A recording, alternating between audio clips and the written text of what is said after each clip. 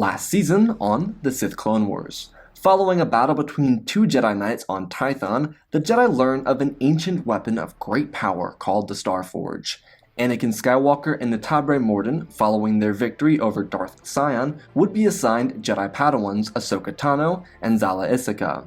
At the same time, over Coruscant, the Sith were preparing for their own hunt for the Starforge, but had a power struggle. From their midst rose Exar, a power-obsessed Sith Lord, with one desire: absolute control over the Sith Empire. The race to the Forge began, but on Mandalore, Duchess Satine and her Mandalorians held off an incoming attack made by Darth Xana. With the aid of Jedi General Plo Koon, the Sith were defeated and a war-torn planet was saved from another civil war, when Duchess Satine defeated the greedy Pre Vizsla. Across the galaxy, battles waged. Jedi Knights Anakin and Natabre had a costly loss to Lord Nihilus on the dead world of Thyfera, and Sith Lord Malgus breached the Axis of Three with a successful invasion at Biss. In Revan's ranks, a rebellion grew as they moved west of the galactic map, finding more clues but being deterred by the treacherous Coriel Sue. In the chaos, Sola Grey, after having served with Revan and Malgus, retreated from the Sith ranks to tip off the Republic. Thanks to her intel, she was given safe passage away from the combat, as Delta Squad was sent to Endor to locate relics that could find the Forge. With help from the local Ewoks, the Republic commanders were able to inform the Republic of the potential location of the Forge. Anakin and Natabre were the closest in the area, and therefore led the charge. But even with their intel and a series of skirmishes with Exar, the Sith would reach the Forge first. In his arrogance, Exar severed all contact with his allies and took the Forge for himself, as the Republic waged battle against him and the Leon system over Tupla. Through the bravery of Natabre and Anakin, the Republic was able to stall Exar from creating the ultimate super cruiser. But Exar's death would come from his own foolishness. His acolytes would betray him, giving the two Jedi a chance to defeat him and secure the Star Forge from the Sith.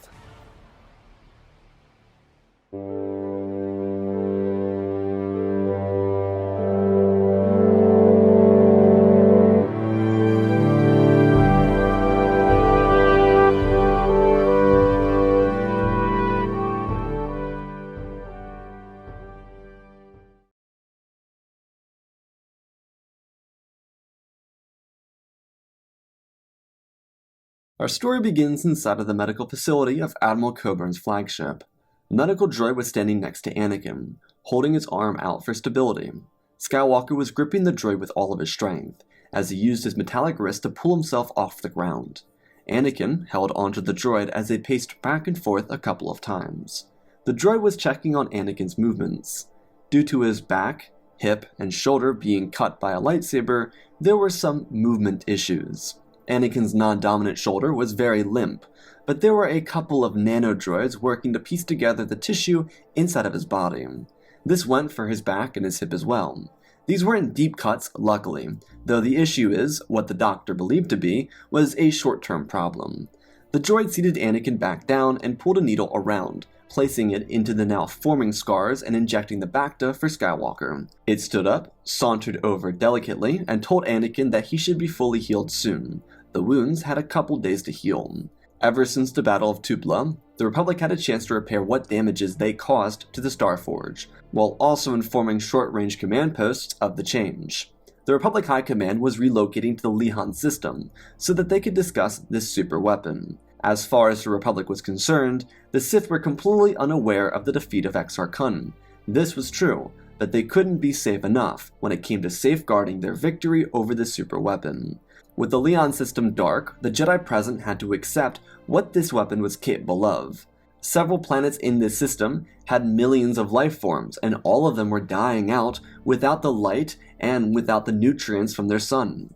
The debris field around the massive weapon was being used to funnel resources into the Forge itself, so that they could be reused for other vessels. Inside the weapon, Kit Fisto walked beside Natabre and Cody. They were discussing the arrival of the Republic High Command, including other Jedi Masters from the High Council. They didn't have a lot of time to be away, but because of Exar's overconfidence, the other Sith fleets were remaining at bay. If he was able to secure the Starforge, then it would be a matter of days or weeks until he could win this war for the Sith. Also, due to Exar's behavior, the Sith were waiting for their quote-unquote excellency to win this for them. All of them had their own ideas about ripping Exar from power once he won this battle. Fisto stopped in the throne room, which had been cleared out, and turned into a conference room. He looked at the fleet that the Starforge created and sighed. Natabre asked the Jedi Master what the issue was, and he twisted his mouth, as if to ponder what the best approach to giving an answer would be. She noted this and looked at Cody. The clone commander was still as a statue. Fisto expressed that there was an ethics of war, one that would determine the future of their order. Perhaps this war would be the end of the Sith, maybe even the end of the Jedi. He crossed his arms and said that he didn't agree with the usage of the weapon. His eyes moved from the fleet, filled with Venators, support ships, and the brand new Republic Star Destroyer. He told her that the planet they were orbiting would die. Everything on that planet would die with her. Kit turned back to Natabre and expressed that he understood the importance of this war. Without fighting, they would sacrifice the galaxy to an eternity of suffering. But what would their fight against the Scourge of the Sith cost them? Using this weapon was using the wishes of darkness. It would bend their order and their morals. Even if the system didn't have a planet, the star of the system was still a life. As Jedi, they were meant to protect the life, and without doing so, wouldn't that make them the anti-heroes of their own righteous fight? Cody spoke up, believing that this was an open conversation, which it was. He told the general that using this weapon could save lives. It could generate the ability for the Republic to front a fully automated army or navy. They could produce new weapons like Star Destroyers or even something bigger, like the ship that Exar was creating when they first arrived before the battle. Fisto agreed, which is what he believed was the silver lining, but he told Cody that the Sith could gain control over this weapon once more, and if they did that, then there'd be no stopping them. If they could destroy stars with a weapon and build fleets, why would they stop with the Leon system? They could go to Coruscant, they could go to Mandalore, Kamino, Tython. Nowhere in the galaxy would be safe. Natabre agreed to these points, interjecting as Fisto slowed down, telling Cody that she didn't doubt the resourcefulness of their forces or their abilities, but the Sith outnumbered them when they first arrived. What if a less capable Republic officer or Jedi lost a Starforge? That would mean everything in the galaxy was in jeopardy. So Cody asked her, what is it that they could do? Destroy the Forge instead of use its remarkable powers? That would be a waste of everything they did trying to get here. It would be a slap in the face of all the dead soldiers who died trying to capture this device. She agreed. There was no way to please everyone with this, but Fisto was also right in his own way, and it was something she hadn't personally considered yet. If they wanted to maintain operation, they would have to take a life, and while sure, if they chose a star without a system of planets around it, it was only one life. But that star had a gravitational pull, and in billions of years, or millions, or thousands of years, that star could be as populated as Alderaan or Chandrilia. So sure, they were destroying one life with the destruction of one star, but how many more billions were to follow?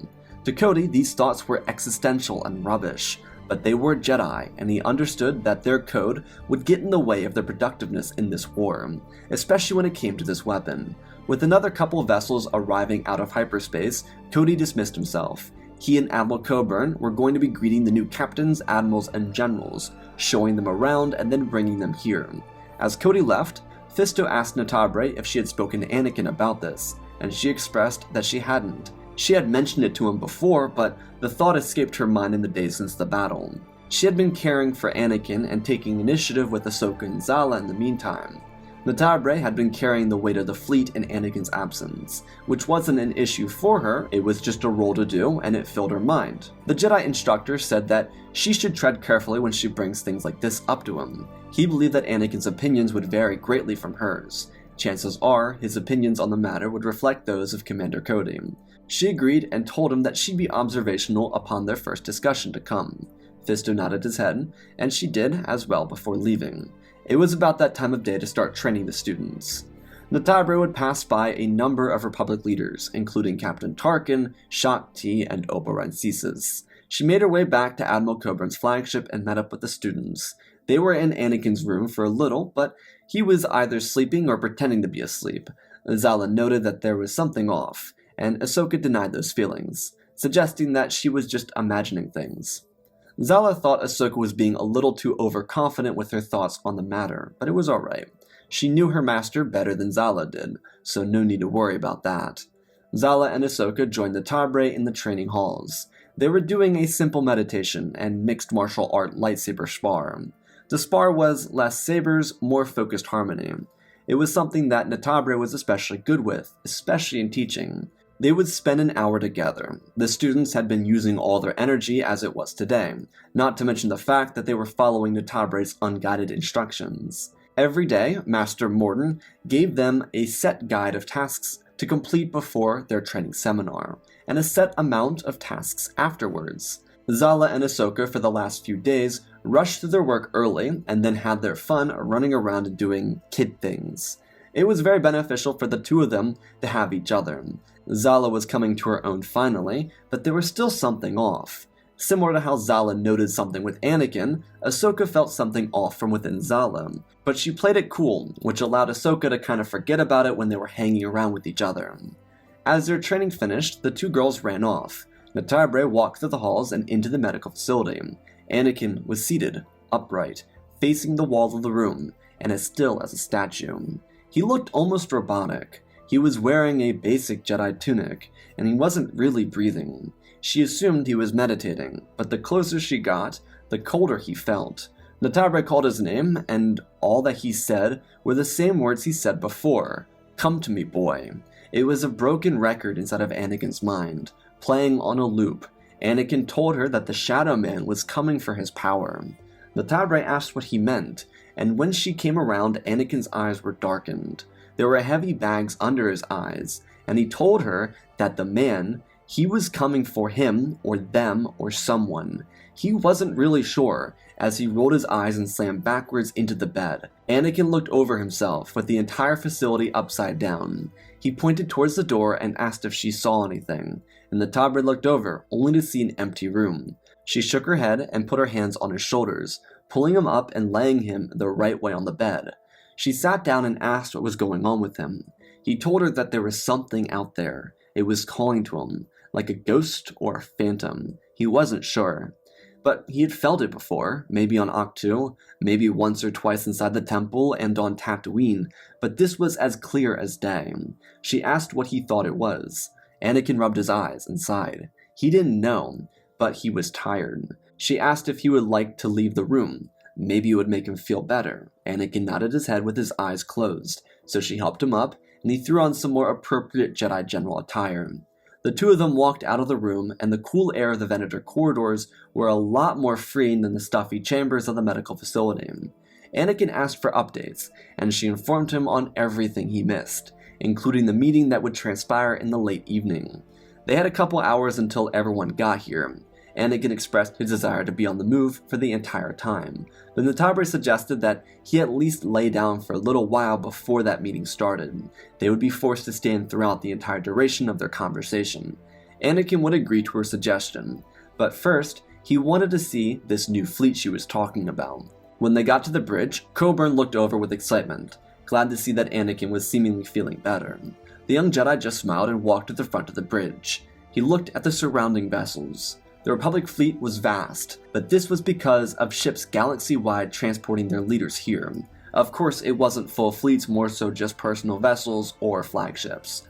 Anakin asked how they got them to get out here without opening a long-range communication. Coburn pointed down towards the hangar bay, informing him that they used scout ships to deliver the message to the other leaders, and then they followed those scouts back to Tupela.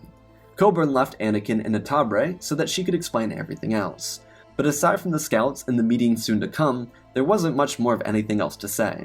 Anakin leaned over, stretching out his back, and then asked about Master Windu. She smiled and told him that he'd be glad to know that Mace was making his recovery. It wasn't going as fast as Mace wanted it to, but he was able to express how proud of them he was. Without their diligence, in the face of adversity, the Republic could be lost. Anakin eventually was walked back to his quarters, and before he entered his room, he saw a shadow lurking behind one of the corridors. Anakin chased after it, and the Tabre, shocked by his immediate change in tone, followed him. He sped around the corner and slammed into a couple of troopers, knocking them over in the process. The Tabre stopped before falling into the mess. She asked Anakin what he saw, and he shook his head. Natabre helped him and the other clones up. As he asked the clones if they saw that shadow figure, he raised his hand a couple feet above his head, telling them that the figure was very tall, covered in a dark robe and quick. The clones were all confused, none of them seeing anything. Anakin apologized before turning back and walking into his room. The clones looked to General Morden. The concern on her face was much more visible than the concern under their helmets. Anakin walked into his room, and the Tabre stood at the door, asking if he was alright. He sat down and waved her in, reminding her of the thing he saw their first night after victory. There was something or someone out in the galaxy calling to him. He didn't know what it was or who it was, but their presence was dark. He could feel it every time it was around, and it terrified him. She asked what she could do to help, but he didn't know. He just asked that she stay until they had to go. The Tabre nodded her head, sitting at his desk and telling him to rest. She'd be right here. Inside of the Star Forge, as the leaders of the Republic military effort were getting their introduction to this massive facility, there were clones going missing. Despite the battle having been won, there was a Sith acolyte, one that had survived the Republic attack, and one that had been trying to get into contact with the rest of his allies across the stars. The Republic was jamming all signals, and there were Jedi and clones filling the control rooms of the vessel, so the acolyte couldn't really do anything about it.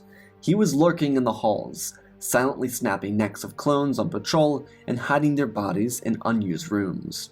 The clones had reported the issue to Master Fisto, but he wasn't picking up on anything. Their patrols had doubled, but it wasn't really getting anything done for them. Fisto was wandering around. With such important personnel, he wanted to make sure this individual didn't make a show at the Republic High Command discussions. As he was walking around, he stopped, feeling something close, and then from the hall in front of him, he saw Zala and Ahsoka approaching. He asked what they were doing, and they smiled, telling him that they finished their tasks for the day. At the moment, they were actually discussing the whole Star Forge thing, and if it was right for the Republic or not to use it. Fisto looked at them, and then back to where he felt something coming from. He raised his finger and told them to tell him about their thoughts. He peeked his head into a room and saw that it was clear, as Ahsoka started speaking about the wrongs of using such a weapon. Fisto walked back out and ushered them towards the discussion room, as they continued speaking in a similar respect to Tabre, which was being more grounded about the idea of using the weapon. Jedi Master Operancisis was in the bridge, but decided to move about, after he overheard a clone captain being informed that a number of clones had gone missing on patrol. He didn't verbally say he was interested, he simply just followed along and kept his eyes and ears open. Inside of the hangar bay of the Star Forge, the last leaders were arriving, and they were being greeted by Commander Cody and Admiral Yularen.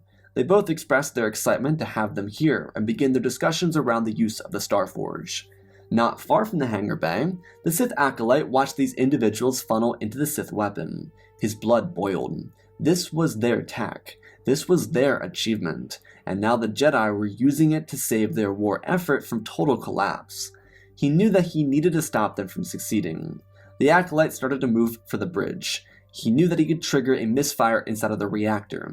It would reroute all the processing power inwards, and create a chain explosion that would kill everyone inside the ship, and destroy part of the Republic fleet. It was a sacrifice he was willing to make for the Sith Empire. The acolyte knew of this simply due to some technicians that worked for Exar. He was assigned to patrol the bridge, but wasn't there when the Republic raided him. He actually planned on betraying Exar, but by the time he got his chance, the Sith Emperor, or whatever he called himself, was dead. As the acolyte was moving discreetly through the facilities, he could feel something lurking, and when he turned around, he was ambushed by a Jedi Master. It was Master Operancisis, who used his tail to whip the acolyte across the corridor. The clones next to him raised their weapons, but Oppo told them to steer clear. It wouldn't be safe for them if they got any closer. The Jedi Master told the Sith to surrender, but he didn't have any plans to, shooting electricity outwards and throwing the clones into the wall. Oppo was able to block it from himself. The acolyte then ran, and Oppo chased, calling in a medic to his location. The Jedi called it over, telling the other Jedi in the facility to be careful. There was an acolyte on the run. Fisto told Ahsoka and Zala to get to the command bridge and hold it. They nodded their heads and ran. Oppo was currently chasing after the Sith, one who was doing everything in his power to get away from him. But the Jedi Master was making sure that this individual wouldn't escape. This individual's freedom would expose their victory and force them to relocate the weapon or move a fleet to protect it. As the Sith got more distance between him and Oppo, another Jedi pulled out in front of him. He stopped and slid, avoiding the lightsaber strike from Shaak Ti. The Sith got off the ground and rolled across it, igniting his blade to defend from a strike made by Oppo. The two Jedi Masters were moving in to defeat the Sith. The Acolyte tried his hardest to defend himself, but it wasn't working. His blade parried and defended each strike. Behind Shaak Ti were a number of more clones, but she kept them far behind her. Oppo used his tail to strike at the Acolyte, which hurt incredibly badly. Despite not breaking the skin or the clothing he wore, the tail broke bones and tore muscles. It was a very stressful fight for the Sith. He used his weapon to beat back at the Jedi, but every hit by the tail was something he couldn't prepare for. There weren't many of Oppo's species, and certainly not many of them who were Jedi Masters such as himself. The Acolyte struggled. Shaak Ti's movement with the lightsaber was too much until he was thrown back into Oppo. The two Jedi Masters, with their combined strength, quickly cut the Sith down. The Starforge was once again protected. Instead of Anakin's quarters, Natabre was using his tablet to read. It had all the same reports as hers, so it wasn't like she was snooping around in his stuff or anything. Sure, there were personal documents, but she never touched those. She was just reading reports from battles that had been updated with the arrival of Republic High Command away from Tupla. She knew this information would come up during their discussions, and wanted to be at the top of her game so that she could hold her own position. Though, as she was sitting there, she could hear Anakin tossing. He didn't mean to fall asleep, but he did. They were having a conversation and his eyes just closed. Her presence was soothing, and that was enough to gift him rest without the pull of the dark figure lurking around. Though the specific rest would be a curse worse than death itself. His skin was shredding sweat, and his body felt cold to the touch. He was surfing through visions, terrible, terrible visions, like the ones he had of his mother before her death. Anakin was in his ship. They were being bombarded, and he could see Zala's starship blown out of the sky. Her comms were filled with her screams of terror as her ship slammed into the bridge of another Venator. Natabre and Anakin were on the ground, and Anakin's vision transported him there, as he watched a Sith drag Ahsoka through the dirt before cutting down Natabre and twisting his wrist, killing Ahsoka in the process. The Sith smiled. It wasn't the same one that had been haunting him. Anakin believed it was Malgus, but he wasn't sure of the name. Anakin fell to his knees as the Sith surrounded him. His clone brothers were executed around him, and as the Sith pressed forward, they created a line around him. The Republic was crumbling. Everyone he loved was murdered. As he was on his knees, Malgus pointed his face to the sky, so he could watch the Starforge explode, creating an explosion ring around the sky. The world became one of fires, and the Sith surrounded Anakin, chanting something he couldn't recognize. And then from the shadows emerged the Sith. He was the one behind this, their leader. He had influence greater than Exar or Nihilus. Anakin looked at the shadow as it approached him, and waited for a face to be revealed. And then there was nothing. Anakin jolted from his sleep. The room was empty, and he looked towards the seat Natabre was in. It was covered in blood, and ripped apart clothes. Anakin ran out towards the door, and a crimson lightsaber ignited in his face, before he actually jolted from his sleep and looked at Natabre, whose hand was wrapped around his forearm. She asked if he was alright, and he nodded his head, telling her it was another nightmare. She told him that if he was comfortable, he could tell her about it, and he nodded his head, swinging his legs over the bed and preparing to speak, before a knock came at the door. It was time to go. The meeting was starting. Anakin looked to her and said that perhaps he would tell her another time. He got up and she looked at him as he passed by her, almost like a ghost. The doors opened and they followed Admiral Coburn across the ship and into the hangar bay. Cody was waiting for them in an LA-AT. He informed them of the little acolyte outbreak on their ship, one that had been dealt with by Generals Rancisis and T. They thanked him for the update and the doors locked, sending them across a short distance from the flagship into the Starforge. Anakin was silent, thinking on his thoughts. He was comfortable with Natabre. He knew he could tell her, but it would just have to wait. They had a very important meeting coming up, one that would decide the fate of the Starforge and how the Republic would conduct the military effort for the foreseeable future. If they agreed to use the weapon, then it would begin eliminating systems. If not, then it would have to be moved so that it could continue to churn out vehicles and weapons until it was out of resources. Natabre was very hopeful that Anakin, as a Jedi, would take her side, but truthfully, his mind was locked in on that creature, and the fear that now consumed him. He knew that if they didn't use this weapon, then his visions would come true again. He couldn't lose Natabre, Ahsoka, or Zala. They all meant so much to him, and their lives were incredibly important. If he lost anyone else, he would be inconsolable. His lessons with Nihilus were enough to remind him how much he cared about those around him. Anakin silently thought to himself as they exited inside the hangar, and joined the rest of Republic High Command inside the former throne room of Exar. The table was long and filled with Republic military personnel from across the galaxy. Each of them had reports filled out. The Sith had slowed down their pursuit. There was obviously still the whole headhunting game they had, but they weren't doing large fleet operations. The past week was very quiet, and they were curious as to why the Sith were slowing down their movements. Coburn, Natabre, and Anakin walked in as this conversation was going on. Yularen expressed that perhaps these two Jedi generals could inform them. They were caught up, and both Anakin and Natabre said that it was likely because Exar was overconfident. He probably told the other Sith to wait for his mark. Surely, they'd figure out he died. There were still no signs of that being the case, but that at least gave some temporary answer and satisfaction.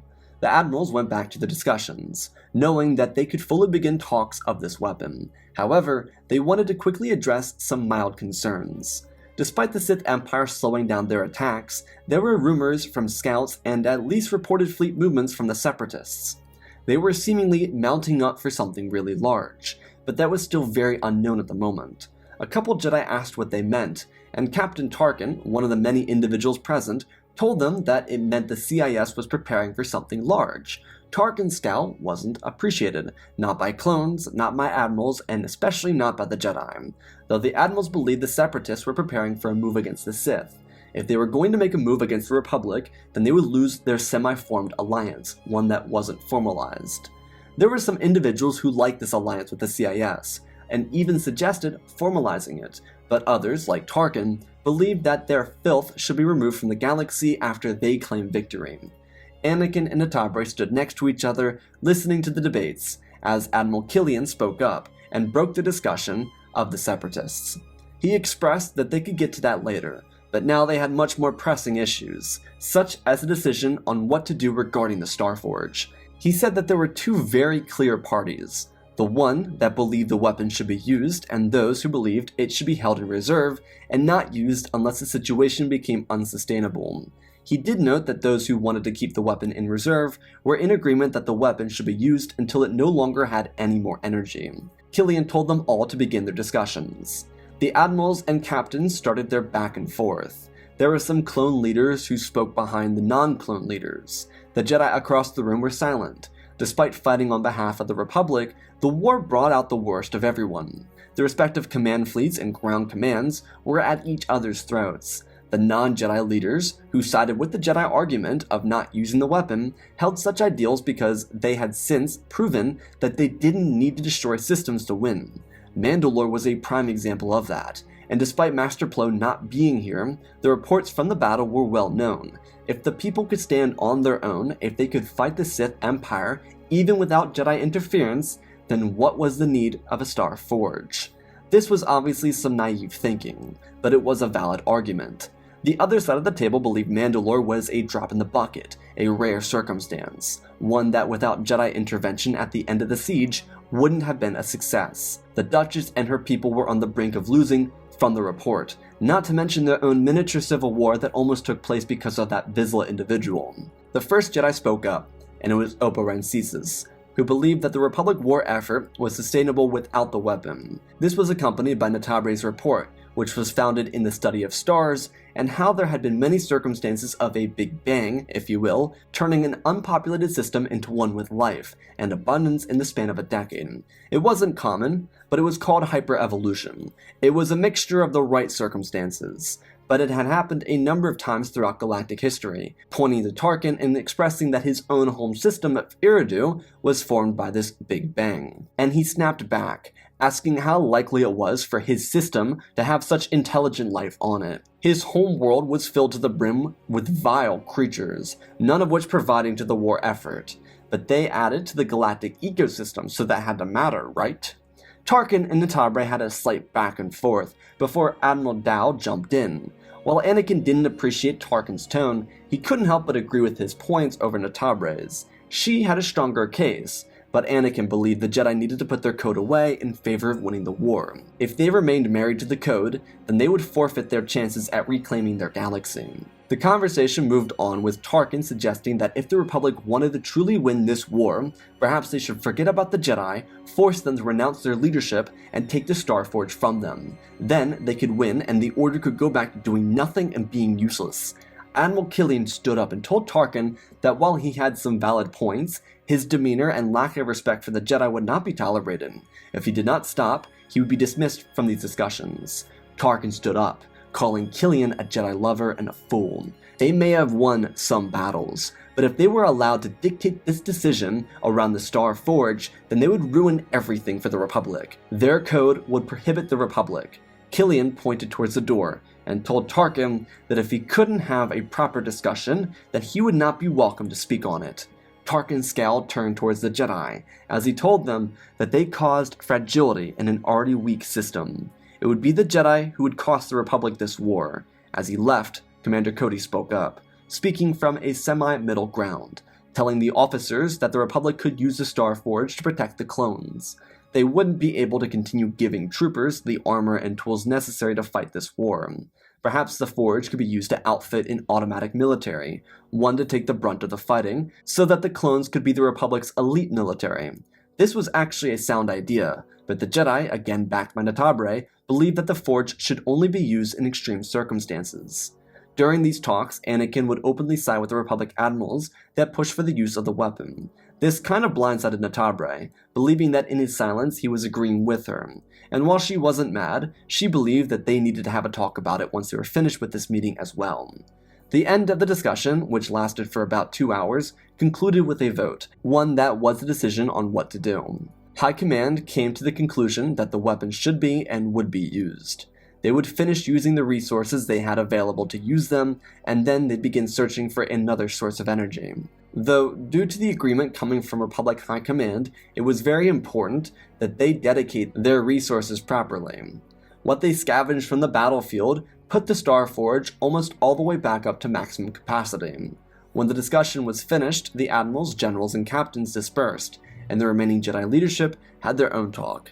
The Council and other Jedi present agreed that they would comply with the decision of Republic leadership. Anakin listened, and he was very disheartened by their failure to recognize the importance of this moment. Sure, everything was going positively, because they were actually going to use the Starforge, but seriously, how could the Jedi not recognize this, especially in Anakin's mind, Natabre? The makeshift quote-unquote council session wasn't long, but when it ended, it left Anakin and Natabre alone inside the throne room, the same place where they helped defeat Exar. The two of them were quiet for a moment, as Anakin asked her why she sided so much with their code. He obviously was on edge because of his visions, and this was something that she wasn't aware of. He expressed that she needed to stop relying on the code for these military decisions. She asked where this was coming from. She thought that he would have sided with her, kind of.